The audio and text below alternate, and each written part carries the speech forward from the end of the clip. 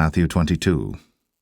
And Jesus answered and spake unto them again by parables, and said, The kingdom of heaven is like unto a certain king, which made a marriage for his son, and sent forth his servants to call them that were bidden to the wedding, and they would not come. Again he sent forth other servants, saying, Tell them which are bidden, Behold, I have prepared my dinner, my oxen, and my fatlings are killed, and all things are ready. Come unto the marriage.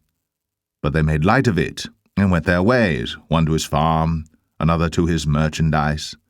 And the remnant took his servants, and entreated them spitefully, and slew them. But when the king heard thereof, he was wroth, and he sent forth his armies, and destroyed those murderers, and burned up their city. Then saith he to his servants, The wedding is ready, but they which were bidden were not worthy. Go ye therefore into the highways, and as many as ye shall find, bid to the marriage. So those servants went out into the highways, and gathered together all as many as they found, both bad and good. And the wedding was furnished with guests. And when the king came in to see the guests, he saw there a man which had not on a wedding garment. And he saith unto him, Friend, how camest thou in hither not having a wedding garment? And he was speechless. Then said the king to the servants, Bind him hand and foot, and take him away, and cast him into outer darkness. There shall be weeping and gnashing of teeth.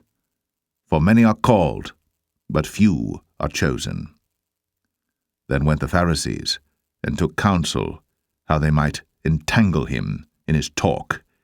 And they sent out unto him their disciples with the Herodians, saying, Master, we know that thou art true, and teachest the way of God in truth. Neither carest thou for any man, for thou regardest not the person of men. Tell us therefore, what thinkest thou? Is it lawful to give tribute unto Caesar, or not? But Jesus perceived their wickedness, and said, Why tempt ye me, ye hypocrites? Show me the tribute money. And they brought unto him a penny. And he saith unto them, Whose is this image and superscription? They say unto him, Caesar's. Then saith he unto them, Render therefore unto Caesar the things which are Caesar's, and unto God the things that are God's.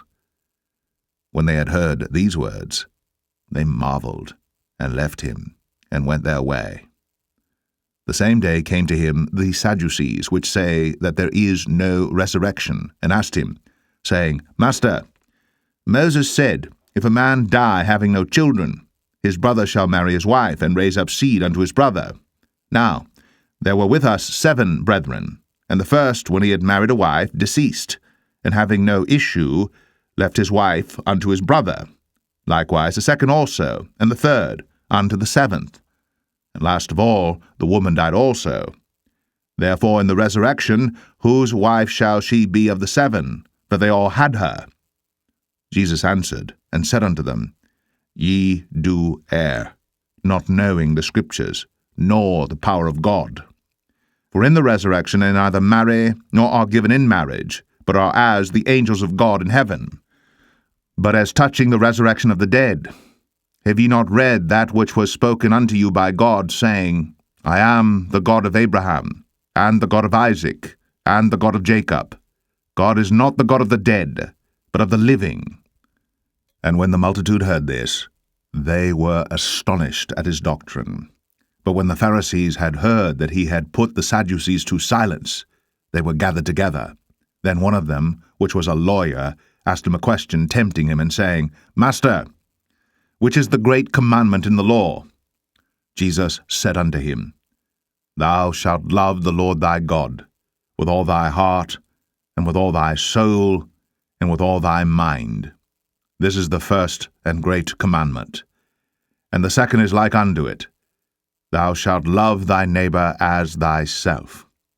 On these 2 commandments hang all the law and the prophets. While the Pharisees were gathered together, Jesus asked them, saying, What think ye of Christ? Whose son is he? They say unto him, The son of David. He saith unto them, How then doth David in spirit call him Lord, saying, The Lord said unto my Lord, Sit thou on my right hand, till I make thine enemies thy footstool. If David then call him Lord, how is he his son? And no man was able to answer him a word, neither durst any man from that day forth ask him any more questions.